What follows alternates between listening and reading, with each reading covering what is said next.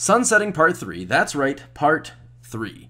The epic saga continues and hopefully closes in this mind-bending trilogy full of twists, turns, and most importantly, commentary pulled directly from Reddit. One comment in particular caught my attention, so I'll actually be referencing it a lot since it points out some of the flaws in my original presentation as well as some of my reasoning. I'm going to go ahead and read aloud excerpts from the multi-part comment and then respond to it after each section. Let's try and keep this shorter and get started. Quote, "The they won't make enough guns argument is less of a numbers issue and more of a design issue. Even when Bungie is firing on all cylinders, they've been really bad at distributing weapons across slots, elements, and archetypes. Look at how many 110 RPM hand cannons we've had since Season 4 compared to how many 150 RPM hand cannons, and then look at the fact that the last time we got a 110 in the energy slot was Season 4, and take an additional glance back at the fact that both the non-pinnacle energy slot 150s are arc element. The game's post-Year 1 weapon inventory felt like it was full of holes until Season 9. That's 2 fall expansion seasons, plus 4 non-fall seasons. If you crunch that down to only 1 fall season and only 3 small seasons, the game with sunsetting is looking less like it's got a sandbox and more like one of those self-sifting litter boxes. Sunsetting is going to expose a lot of the places where Destiny is being held together with duct tape. It's not clear at all that exposing the duct tape is worthwhile, because if you just don't sunset, then it all just kind of works." Unquote. Alright, so this point has a lot to unpack. Kaella, if I am saying that right, started their rebuttal with a clear and specific list of facts that support the angle they're coming from. If you can agree with Kaella's premise, the substance is definitely there to agree with the conclusion as well. This all said, while I do respect the point and its validity, I don't agree that a complete catalog of weapons is something that players care about in practical gameplay. Probably the most egregious example of this is Mountaintop and Malicious Birthright. Mountaintop sees a usage rate of 6.27% in PvE and 2.13% in competitive PvP, while Malicious Birthright sees a usage rate of 0.054% in PvE and 0.02% in PvP, which means that Mountaintop is more than 100 times more popular for both modes. For, no exaggeration, 99% of Destiny's players, there's just not very much reason for Malicious Birthright to exist. It's not that Malicious Birthright is particularly hard to get either. You farm it in the same way you'd farm Mindbender's Ambition, except it's in a strike that can be run every 3 minutes instead of every 8 minutes. Despite that, Mindbender's has been extremely popular for running on 2 years, and I'd venture a guess that a good number of players forgot Malicious Birthright even exists. You almost never see it in the wild. Without getting too far into it, take a quick look at some of these other numbers. This trend of players ignoring weapon types and archetypes exists far beyond the scope of just Mountaintop, so to say that without sunsetting Destiny just works leaves me unsure what exactly is working about it. And that isn't to say that those weapons shouldn't exist or be made, but that aspects of weaponry other than RPM and element are much more impactful towards overall popularity. How many people heard that the 7th Seraph Officer's Revolver was a 180 RPM hand cannon and lost interest on the spot? Same could be said for high rate of fire snipers, same could be said for pretty much every SMG as long as Recluse exists. If you think about the gear you like, you can probably decide easily if changing its RPM or element would make you more likely to use it. None of the pinnacle weapons would change much in popularity with elemental or RPM changes, and yet Spare Rations would become immediately unpopular if it was changed to a 180, as evidenced by the complete lack of popularity in Trust, which is very aesthetically similar. So my point is that trying to preserve a relatively complete collection of weapon types and archetypes, even though the vast majority of them see very little use, just isn't a compelling counterpoint to sunsetting. All of that gear had its chance to stand against the highest level content when it was released. Now it's time for new gear to have a chance. Also, in a world in which every gun was balanced, I still don't think I'd agree when it comes to a more even distribution of elements being a good thing. I don't want an Arc Nation of Beasts, and a Solar Nation of Beasts, and a Void Nation of Beasts. I want reasons to switch up my loadout as conditions change. All said and done, as I said in the beginning of this section, if you agree with the lack of options within weapon RPMs or elements being an issue, sunsetting would absolutely be a bad development for you. I don't think we could expect them to keep those gaps filled every year realistically. I do think though that most people would be fine with not having a rapid fire rate kinetic pulse rifle if that's part of the cost of playing a new activity. Unless you really don't like any of the new gear, it should still be a big net positive to have something new to do and new gear to do it with. Let's get back to Kaella's post. Quote, "There's a really bad consistent straw man he makes in saying that people are viewing new gear as just infusion fodder, and another that he's been consistently making where he takes, 'I want to use old gear in new content,' and pretends that means people mean, 'I want to exclusively use old gear in new content, and I want to exclusively use new gear as infusion fodder.' After that last one, I don't want to spend much time on this one, but needless to say, it's really disingenuous. Some of that emotionally manipulative rhetoric or whatever he's always talking about. What people want is obviously to be able to integrate the new gear into their existing gear collection, and to create loadout combinations that are only possible using the entire arsenal. Unquote. They're right that I reduced the issue to black and white that wasn't at all representative of what some concerned players actually think. I shouldn't have treated new gear versus old gear as an all or nothing argument, because players opposed to sunsetting aren't thinking that way. It's like Kaella said, they mostly want to preserve the option to use old gear. I apologize for portraying that concern as misleadingly as I did. I do still think that sunsetting sounds like it will adequately allow for players to combine new and old gear though. It isn't unreasonable to me that Bungie would want to nudge us towards new gear and new activities, and as I've repeatedly returned to, I don't think it would be a good idea to let players keep any part of their old gear relevant at the highest level forever, which is the only alternative. Every full-time Crucible mode will let players use their old gear at its prime forever, same with normal Gambit and Destinations and any of the content that we currently have available to us, so the option to play mixed and matched is there. I don't think Infusion came with a lifetime warranty. I don't think it's fair to expect that lifetime warranty. Let's continue. Quote, he leans a lot on the "this is a problem, but this isn't a problem with sunsetting" line of reasoning. For an easy example, he says that a bad season is a bad season and that has nothing to do with sunsetting. That's technically true, but in a game without sunsetting, you can spend that season catching up on or getting improved roles from older content. In a game with sunsetting, you just have a bad game for a season. And frankly, regular players who dip out for an entire season are a lot less likely to be back for the next season or for the next fall expansion than players who grumble about a bad season but find things to do and keep finding fun and meaningful things to do in the game anyway. Unquote. I don't agree with this entire section. Firstly, the example focuses on how seasonal content may not be strong enough for returning players who may want to catch up on what they missed. That could go any of a dozen different ways, and maybe it's true that sunsetting would upset them. On the other hand, not sunsetting creates an equal problem. Imagine if the raid this fall is another Hive raid and a new player wants to give it a go, so they ask their veteran friend who's been playing about it, who tells them how, oh, it'll be so much fun. They'll just need to talk to Benedict and complete the entire Chalice upgrades over a few weeks so that they can do Menagerie in hopes of getting Hive armaments so they have tons of heavy ammo during the raid. But if they don't get Hive armaments, that's fine, they can just make 2 more characters for 3 chances a week, worst case scenario it's a month or 2, before they can play the raid they were thinking about buying the expansion for, at a relevant level. So that player decides that maybe they try Trials instead, and their friend wastes no time telling them that grinding Reckoning until they get a rapid hit rangefinder spare rations would be the best approach. It's easy to see why a new player might quit before they start if old content were considered relevant to completing new activities, and I can only imagine that it's in any studio's best interest to ensure that the new player experience is prioritized over that of the returning player.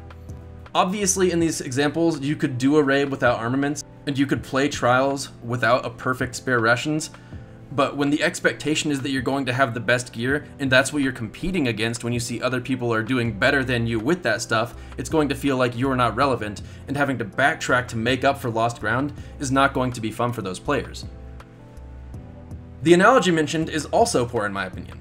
Leaving content in the game is not equal to releasing it for the first time, and the analogy seems to treat it that way. People are much more excited to try things that are hot off the press than they are to go back and do something that's cool but's been around for a while. There's plenty of talking about that could be done, but I'll leave it there for now. Back to the post. Quote, the argument is also easily reversed. Almost every problem that weapon sunsetting purports to solve is in fact caused by something that is completely unrelated to being able to infuse old weapons to current levels, and sunsetting does nothing to address those underlying problems. Weapon RNG is overly harsh. For most players, Recluse is good enough in terms of power and is vastly easier to get, so there's no point in getting a better one. Weapon perks being too weak is the true cause of most of the don't want a gun besides Recluse behavior, and if that were fixed, much of the rationale behind sunsetting falls apart. As for specific weapons that are overpowered, the argument is to just deal with those weapons individually rather than slapping Dead Man Walking with the same punishment as Revoker because you don't want to. Unquote. While sunsetting might have implications for balance, it is clearly not done purely for the sake of balance, which should be clear based on the point regarding Dead Man Walking. The wording here kinda paints Bungie as lazy by saying that they, quote, don't want to, unquote, balance weapons individually, but the suggested approach to balance mentioned also kind of sucks. Players don't generally want their favorite guns beaten into mediocrity to ensure that new gear stands out. Sunsetting accomplishes a distinction between old favorites and new favorites without ruining either of them, so it accomplishes the implied desirable outcome of new weapons being favorable without putting pinnacles in the ground.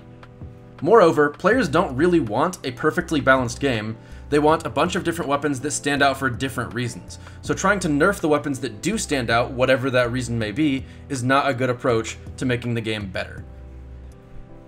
As to the earlier part of this post, Recluse is popular mainly because Master of Arms is basically 100% uptime, so it's by far the most consistent SMG. That matters a lot more than strength on paper. It's not that fighting the RNG to get a better gun is tough, it's that other perks simply aren't as good. That said, if you did change the balance of perks so that optimal perks made primaries better than Recluse, all you'd accomplish is that people need to grind Reckoning for a god roll bug out bag, which returns to the problem of a new player not loving the idea of the new content they bought not bringing them to a relevant level. Old players probably wouldn't like that very much either if the new content were more fun, but provided inferior loot.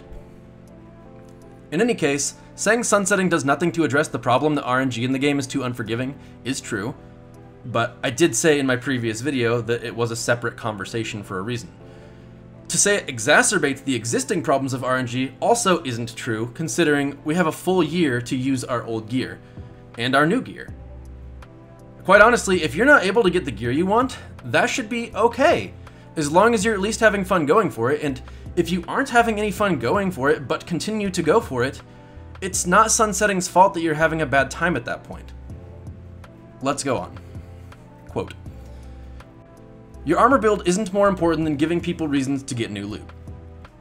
I'm very surprised that he evidently understands the need for the game to provide psychological satisfaction of having random drops and stuff to go for, but dismisses the equally important need for the game to provide the psychological satisfaction of being able to set goals and realistically achieve those goals in a way where you don't have to compromise. With the level of RNG in the game, and the comparatively short shelf life of the gear, those standards are likely to slip to a point where apathy sets in and the entire system no longer interests these players." Unquote. Kaella says I evidently understand the need for the game to provide the psychological satisfaction of having random drops to chase, but says I am wrong to dismiss what they call the equally important need for the game to provide the psychological satisfaction of being able to set goals and realistically achieve them in a way that isn't settling for only 90% of what they wanted. That is so horribly wrong. Good game design isn't giving you what you want, it is making you want something.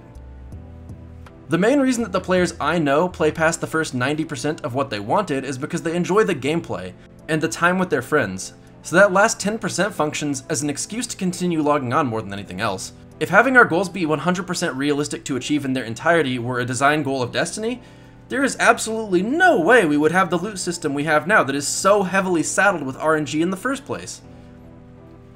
It's super frustrating sometimes, but a huge part of the reason that Destiny has so many diehard players is that getting exactly what you want is basically impossible. Hate it all we want, but goals that stay just out of reach are good when you can have fun trying for them. I also don't recall saying that people going for perfect builds are the only people playing Destiny, or that replacing perfect builds is only a concern for the 0.1% of players. I understand that all kinds of players try to set their personal goalposts at levels that are reasonable for their playtime. I did use a near-perfect gear set as an example to illustrate that point, but I thought it was pretty clear that my point was we can't prioritize our gear regardless of how good it is, even up to the point of it being perfect, so much that we refuse to accept that Destiny isn't designed as a beatable game, and that's not how the rest of the player base is going to look at it, because they haven't beat it, they aren't happy with their gear, they don't want gear to stagnate. I also don't think apathy and disinterest are an unavoidable consequence of our gear having expiration dates, because we go through this process every single year. The future content of Destiny always matters far more to our continued interest in the game than the lifespan of our existing achievement. Saying that apathy across the entire Destiny player base is the expected end result of sunsetting is basically saying that the experiences we have in the game matter less to us than the gear we got from them, which I just don't think that's true for most players. Maybe I'm not right about that. I know that our gear does matter, but at the end of the day, the experience is what we play for. Let's continue. Quote, in the previous video, he tosses off this line about how arguments against his viewpoints are using, quote, emotionally manipulative rhetoric, unquote, as though clearly he is the cool, calm, and collected voice of reason, using pure sterling logic and not letting his own emotions and biases cloud his judgment. And the people who are against sunsetting are being reactionary and dramatic. And then, at 16:53 in the video, he goes on a screed about how weapon sunsetting on the gear you love is like putting down a dog you love. This is the most emotionally manipulative argument I have seen anybody make on either side of this issue. Unquote. At the risk of sounding arrogant, I straight up disagree that I'm being reactionary and dramatic about sunsetting. My stance on it is practically the opposite. I've literally referred to the issue as boring. It wouldn't make much of a difference to me if they decided to pump the brakes on it and cancel it entirely, or if they extended the timeline out to 2 years. What I am reactionary and dramatic about is how asinine some of the protests of it are. Even now, there are innumerable posts suggesting that it's wildly optimistic and speculative of me, or anyone, to think that it, quote, won't be that bad, unquote. I'm not sure how I can state this more clearly because I'm choosing my words very intentionally here, but my stance on sunsetting is that it won't be that bad. And in order to oppose that view, people always talk about how bad Season of the Worthy and Dom were, and completely ignore that the fall seasons have been pretty good. It's not optimistic of me to say this fall is probably not the worst fall we will ever have because of sunsetting, but if you consider that to be an optimistic and speculative thing to say, I don't really expect that we'll see eye to eye. I will admit that I kind of pose my views as more objective than they actually really are. It's possible that sunsetting will actually be more of an issue than I expect, and I will eat my own words. But I think that it is important for me as a voice in the community and person who listens to a lot of other people's opinions to try and at least hold my views and shape them into something that is actually worth listening to. So when I do share my views that I have spent a lot of time forming, I'm usually pretty confident in them. And I try not to take that farther than I should, but I will admit that there are times when I do. So hopefully this isn't one of those times, and I know that I did mess up some in my previous post. That's because it was a reply to a post on Reddit that turned into a YouTube video. It was definitely one of my lower editing videos. This one probably will be as well, although I've tried to be a little bit more mindful this time. Hopefully I don't make the same mistake. I don't know exactly how to feel about calling the dog analogy from my last video emotionally manipulative though.